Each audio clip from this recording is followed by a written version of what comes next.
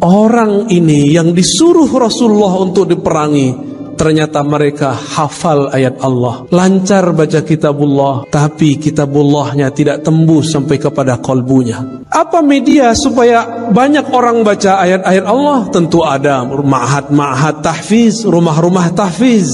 Maka di akhir zaman ini banyaklah rumah tahfiz.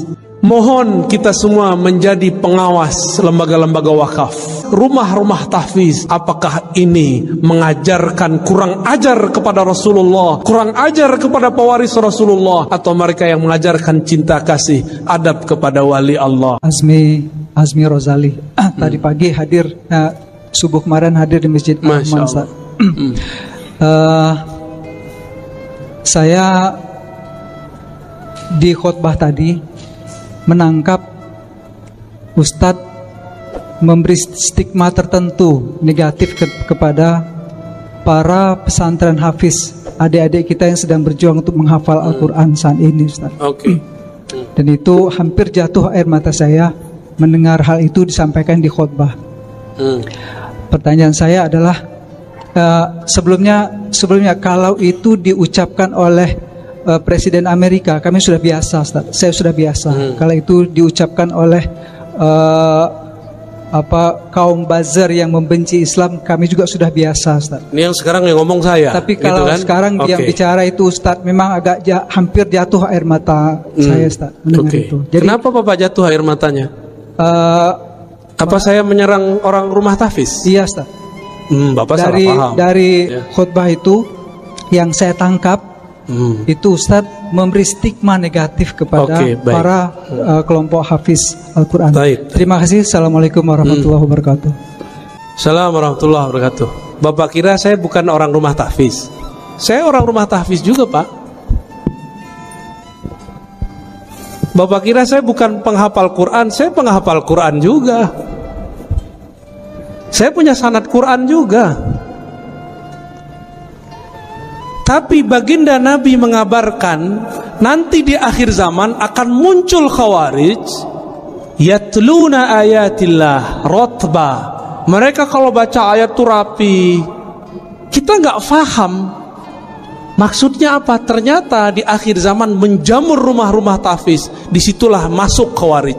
Saya nggak menyalahkan rumah tahfiz, tapi saya menyalahkan kalau rumah tahfiznya kemasukan.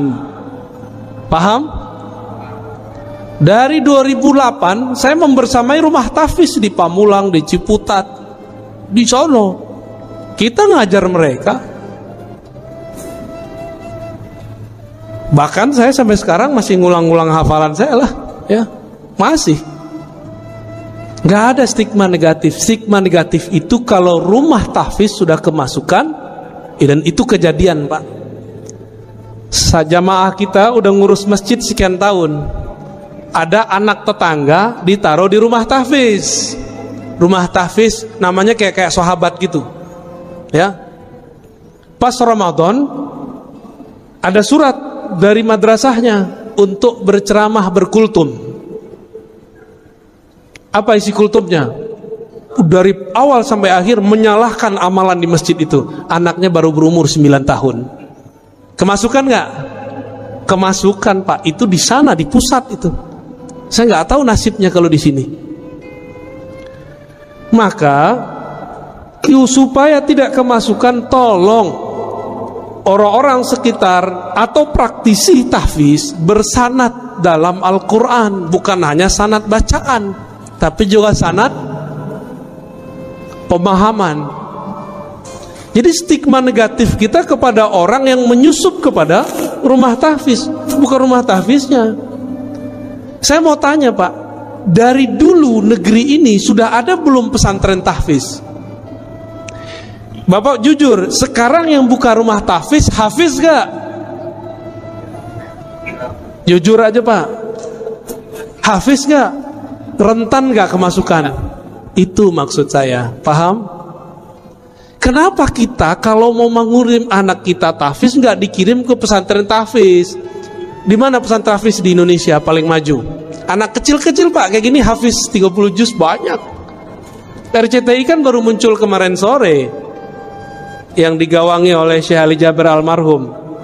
Kalau di Kudus, di Kerapiak, Pangandaran itu udah biasa bocah-bocah kecil hafal Quran. Tapi di Kudus ada syarat ijazahnya, nggak boleh ikut musabaqah, nggak boleh ikut lomba Quran, nggak boleh. Anak-anak kecil hafiz Quran 30 juz, antum percaya nggak? Segede gini. Kelas 6 SD udah ulang sekian kali. Masuk SMP udah belajar qiraat mereka sebagian. Kita ini giliran politik ustadz nggak boleh ngomong politik, giliran kimia kedokteran ustadz nggak boleh ngomong.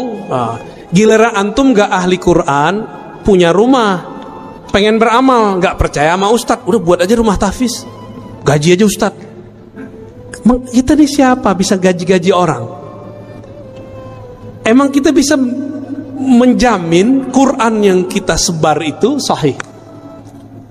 Ini mohon maaf nih orang-orang kaya ya, antum percaya deh sama ustadz, percaya sama ulama yang bersanad. Ini ngeliat ustadz udah curiga dulu ya. Akhirnya rumah tahfiz nggak dilepas-lepas, buat pesantren bangunannya doang. Banyak pak, saya udah jalan, orang kaya bingung mau beramal, dia buatlah pesantren, judulnya tapi gurunya nggak ada. Dimintalah seorang ustadz ngajar 3 bulan kabur, ganti lagi ustadz setahun bubar semua. Dia kira pesantren itu kalau ada bangunan terus tengahnya ada masjid berkubah, terus ada kaligrafi, dia mengira pesantren itu begitu. Pesantren bukan itu pak. Pesantren itu guru, murid, kiai, santri, ngaji, baru ada bangunan. Kalau orang sok beragama, dia buat bangunan dulu, dia kira bisa bikin pesantren. Paham? Yang ngerti pesantren siapa? Ulama. Yang ngerti buat jalan, buat bangunan siapa? Insinyur. Maka kami nggak urus pak itu. Kita ini sering membatas-batasi ustadz, tapi kita kemudian ngambil wilayah dia. Ya, jadi kalau nggak pakar-pakar amat, lu serahin ke pakarnya. Rentan sekali. Dan bapak percaya atau tidak, salah satu guru saya didatangi salah satu gerakan rahasia di dunia, saya nggak usah sebut. Dan mereka mengatakan apa? Disampaikan ke kita waktu itu. Ini bapak percaya atau tidak? Ini bukan stigma negatif. Rumah-rumah tahfiz, ma'had tahfiz yang tidak jelas sanadnya itu proyeknya kami. Itu mereka yang ngomong tahun lalu, untuk mengadu ulama-ulama yang ada di pesantren-pesantren dengan orang yang juga berkopiah, ngafal Quran tapi isi dalam kolbunya tidak ada Quran, dia cuma ngapal. Ini mohon maaf Pak, kita ini kan termakan. Kalau makof itu kok ahli Quran. Ahli Quran itu ada yang pakarnya hafalan, ada yang pakarnya tafsir, ada ahli Quran pakarnya di hadis, ada ahli Quran pakarnya di fikih, ada ahli Quran pakarnya di tasawuf. Itu semua ahli Quran. Bukan yang cuma tamatan Quran pak, hafal tahfiz, enggak. Apakah bisa mengamalkan Quran tanpa ilmu fikih? Apakah bisa mengamalkan Al-Quran tanpa ilmu akidah? Kan nggak bisa. Jadi tolong diluruskan Pak ya. Saya tidak pernah punya stigma negatif kepada penghafal Quran. Saya cuma mengkhawatirkan jika rumah-rumah tahfiz dibuat oleh orang yang bukan ahli agama, nanti kesusupan oleh kelompok Khawarij. Itu aja Pak. Ya.